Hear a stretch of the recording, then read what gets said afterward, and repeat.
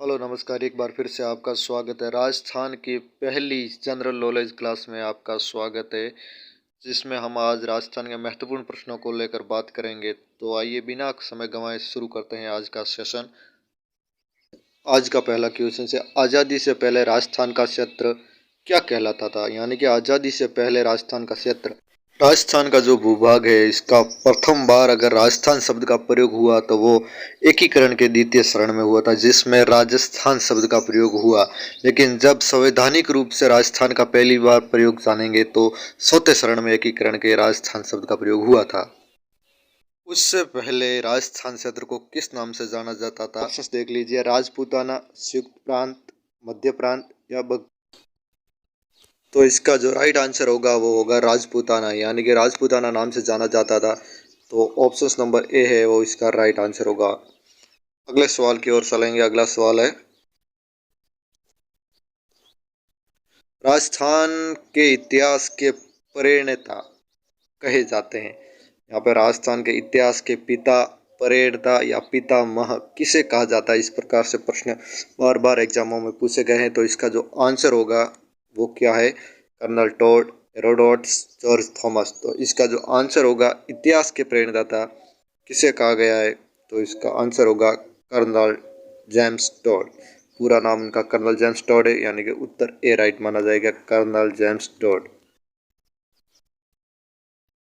अगले क्वेश्चंस की ओर चलेंगे। अगला क्वेश्चन आपकी स्क्रीन पर, राजस्थान में पाई जाने वाली ताम्र पाषाण संस्कृति, यानी कि ये ताम्र पाषाण सभ्यता के बारे में आपको बताना है। आहड़ सभ्यता या कालीबंगा सभ्यता, या सभ्यता या संस्कृति एक ही शब्द होते हैं, इनमें आपको कंफ्यूज होने की ज़रूरत नहीं है। बहुत सारे बच्चे इसमें कंफ्यूज हो जाते हैं कि संस्कृति से क्या अर्थ निकल रहा है यहाँ पर। तो यहाँ पर सभ्यता से आप समझ सकते हैं। ताम्रकालीन सभ्यता का आपको जिक्र है तो आहड़ और कालीबंगा दोनों जो सभ्यताएं वो थी वो ताम्रपाषाण कालीन थी। ये दोनों थी वो किस कालीन थी? ताम्रपाषाण कालीन सभ्यताएं थी। तो आंसर इसका क्या राइट हो जाएगा? सी राइट हो जाएगा। सी आंसर है वो इसका राइट होगा। अगले क्वेश्चन की ओर चलेंगे।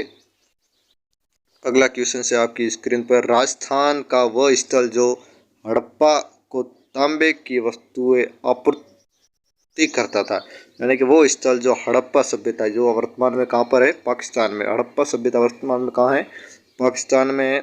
को तांबे की वस्तुओं का आपूर्ति करता था। तांबे की वस्तुओं का आपूर्ति कहाँ से होती थी? इनके जो ऑप्शंस है वो है कालीबंगा, मित्तल और गणेश्वर। इनमें से कोई नहीं। तो इसका जो राइट आंसर होगा वो होगा गणेश्वर सभ्यता। गणेश्वर सभ्यता है वो सीकर जिले में बसी हुई है और ये कातली नदी के किनारे। कौन सी नदी के किनारे? कातली नदी के किनारे। और इसी सभ्यता को ताम्रकालीन सभ्यताओं की जननी कहा जाता है। हड़प्पा को तांबे की वस्तु की आपूर्ति कौन सी सभ्यता करती थी? गणेश्वर सभ्यता, जो कि कहाँ पर है? सीकर में। किस नदी के किनारे है? कातली नदी के किनारे। अगला क्वेश्चन है आपके स्क्रीन पर, राजपूताना शब्द के प्रथम प्रयोगकर्ता, यानी कि पहले प्रश्न में हमने पढ़ा कि राजस्थान को पहले किस नाम से जाना जाता था, तो हमने पढ़ा कि राजपूताना शब्द नाम से जाना जाता था। लेकिन जब राजपूताना शब्द का प्रथम प्रयोग जो लिखित रूप से प्रमाण मिलते हैं वो किसने प्रयोग किया था, इस प्रकार से आपको बताना है। ऑप्शन से कर्नल टोड, अलेक्जेंडर या जॉर्ज थामर, या थामर भी इन्हें कहा भी जाता है। ठीक है, तो टोड थे, उन्होंने राजस्थान के लिए राजस्थान या राजस्थान शब्द का प्रयोग किया था। लेकिन जो जॉर्ज थॉमस या जॉर्ज तोमर थे, उन्होंने राजस्थान के लिए राजपूताना शब्द का प्रयोग किया था। कब किया था ये? 1806 में। 1806 में इन्होंने राजपूताना शब्द का प्रयोग किया था राजस्थान के लिए। किसने? जॉर्ज तोमर ने। तो ऑप्शन नंबर सी इसका राइट होगा। कई बार सन को लेकर भी क्वेश्चन पूछे जा सकते हैं, तो हम दोनों को साथ में लेके चल रहे हैं, यानी एक प्रश्न में दो दो क्वेश्चन हम समझते चल रहे हैं। ये बहुत ही महत्वपूर्ण एमसीक्यू सीरीज होने वाली है। आज का जो शुभारंभ श्री गणेश हमने किया है, बहुत ही महत्वपूर्ण क्वेश्चन जो पिछली बार एग्जामों में पूछे गए हैं, पीटीटी हो या बीएसटीसी हो, पूछे गए हैं या पूछे जाने के पूरे पूरे संभावना बनती है। उनको कई मैंने पेपर एनालाइज किए हैं ऑनलाइन, जहाँ से मुझे मिल सके, कई सरकारी साइट से मुझे मिले, वहाँ से भी मैंने एनालाइज किया है। तो बहुत ही महत्वपूर्ण प्रश्नों की ये सीरीज, एमसीक्यू सीरीज मैंने शुरू की है। अगले क्वेश्चन की ओर चलेंगे।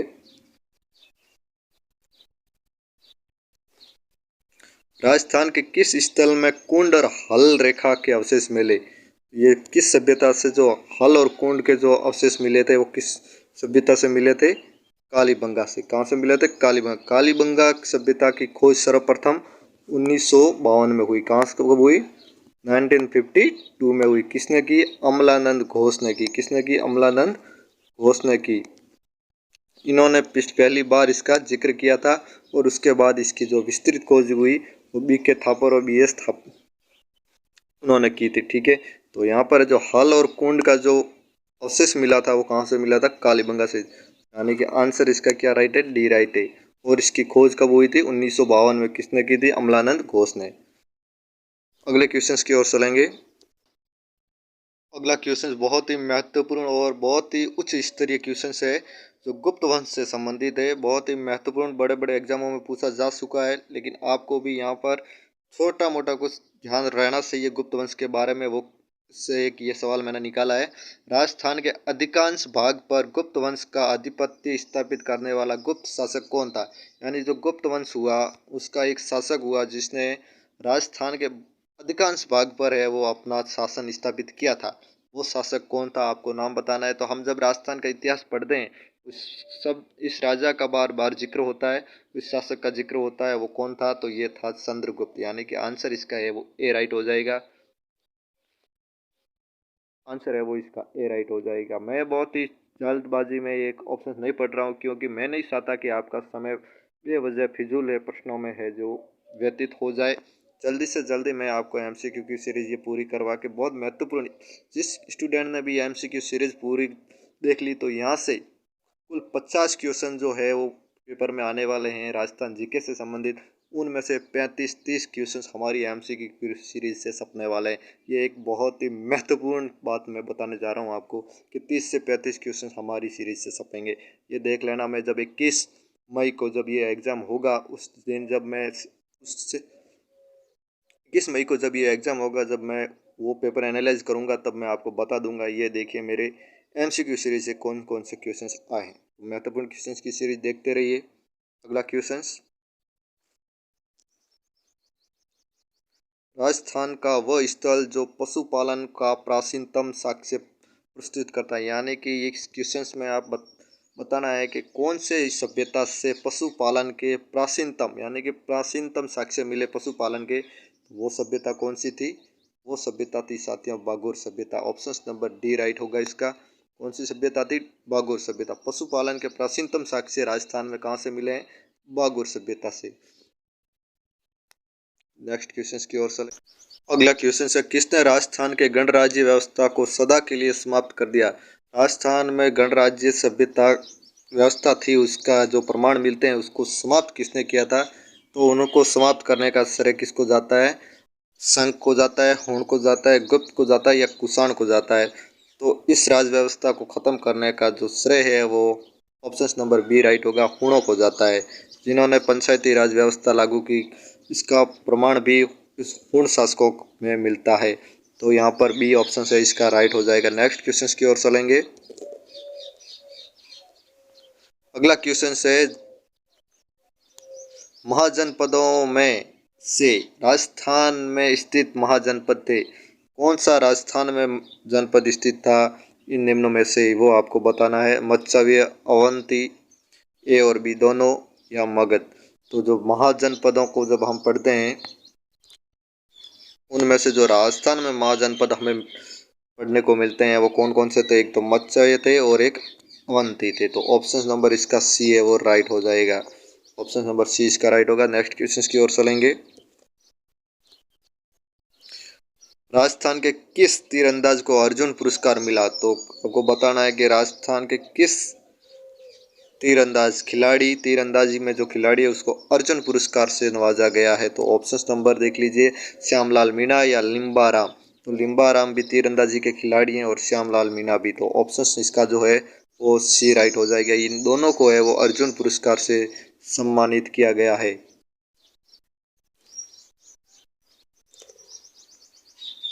अगला क्वेश्चन आप देख सकते हैं, राजस्थान में खेल जगत का सर्वोच्च सम्मान दिया जाता है। तो खेल जगत का है वो सर्वोच्च सम्मान राजस्थान में कौन सा है वो आपको बताना है। गुरु Vashishtha award, Jawahar award, Maharana Pratap award या राजस्थान खेल अवार्ड। तो इसका जो आंसर होगा वो क्या होगा, राजस्थान खेल अवार्ड, यानी कि ऑप्शन नंबर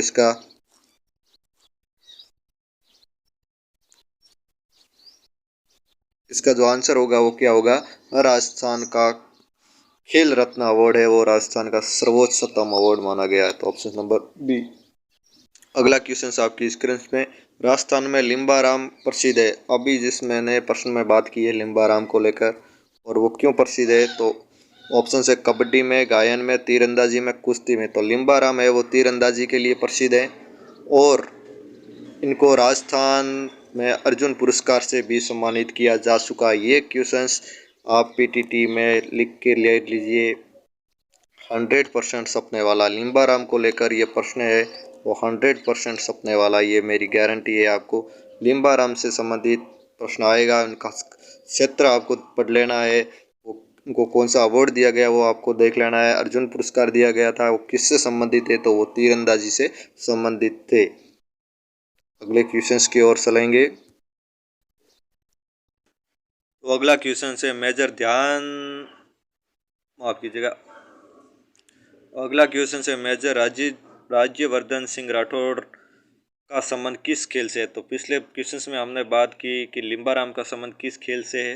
अगला क्वेश्चन आया है राज्यवर्धन सिंह राठौड़ का संबंध किस खेल से है। तो राज्यवर्धन सिंह राठौड़ का संबंध है वो निशानेबाजी से। किससे है, निशानेबाजी से। ऑप्शन नंबर सी इसका राइट आंसर होगा। राज्यवर्धन सिंह राठौड़ का संबंध निशानेबाजी से है। अगला क्वेश्चन की ओर चलेंगे।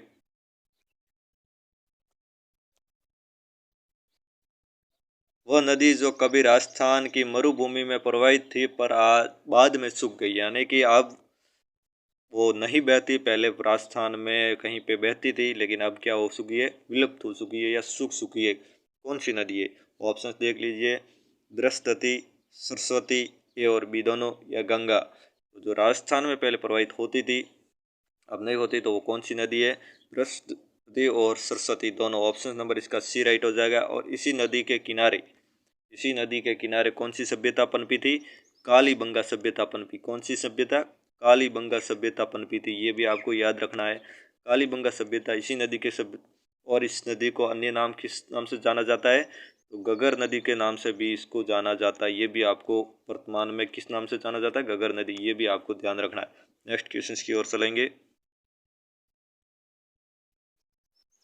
अगला क्वेश्चन है राजस्थान के किस क्षेत्र में मत्स्य देश के राजा विराट की राजधानी विराटनगर थी। तो किस भाग में, राजस्थान के किस भाग में राजा विराट की राजधानी कौन सी, विराटनगर थी, किस क्षेत्र में थी, तो जोधपुर के दक्षिण भाग में, जोधपुर के उत्तरी भाग में, अलवर के उत्तरी भाग में, या जयपुर के दक्षिणी भाग में। तो जो इसका आंसर होगा वो क्या होगा लाडलो, जयपुर के दक्षिण भाग में। तो आंसर इसका क्या होगा, डी राइट माना जाएगा। अगले क्वेश्चन की ओर चलेंगे। राजस्थान में मिलने वाली प्राक हड़प्पा स्थल कौन कौन से है, जो प्राक हड़प्पा स्थल कौन कौन से हैं वो आपको बताने हैं। तो इसका जो ऑप्शन है सोती सभ्यता, कालीबंगा सभ्यता, या आहड़ सभ्यता। तो प्राक हड़प्पा सभ्यता स्थल के जो मिलने वाले स्थल हैं वो राजस्थान में कौन से हैं, ये दोनों ही है। सोती सभ्यता का संबंध किससे है, किस जिले से है, बीकानेर से। किससे है, बीकानेर से, ये आपको ध्यान रखना है, बीकानेर से है। कालीबंगा का सभ्यता का संबंध किससे है, हनुमानगढ़ से। किससे, हनुमानगढ़ से, ये भी आपको ध्यान रखना है, बहुत ही महत्वपूर्ण है। दोनों का स्थल आपको पीटीटी या बीएसटीसी जैसे एग्जामों में कई बार पूछा गया और अब भी पूछा जा सकता है। तो इसका आंसर है वो राइट कौन सा होगा, सी राइट होगा।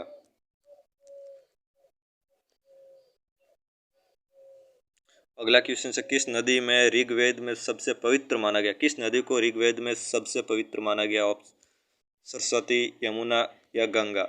ऋग्वेद में सबसे पवित्र किसे माना गया है, ऑप्शन आपके सामने है, सरस्वती, यमुना, या गंगा। तो सबसे पवित्र किसे माना गया है, सरस्वती नदी को माना गया। Option number A. और सरस्वती नदी प्राचीनतम में गंगानगर हनुमानगढ़ के आसपास के क्षेत्रों में बहती थी, जो वर्तमान में गगर नदी के नाम से जानी जाती है। नेक्स्ट क्वेश्चन की ओर चलेंगे। इसी के साथ आज की पहली राजस्थान सामान्य ज्ञान को लेकर क्लास ख़त्म होती है। उम्मीद करते हैं आपको ये पूरी सीरीज बहुत महत्वपूर्ण चीज़ साबित होगी। तो देखते रहिए, हर रोज़ शाम को 7 बजे ये एमसीक्यू सीरीज जीके को लेकर रहेगी और अन्य क्लासों का जो शेड्यूल है वो मैंने आपको बता दिया।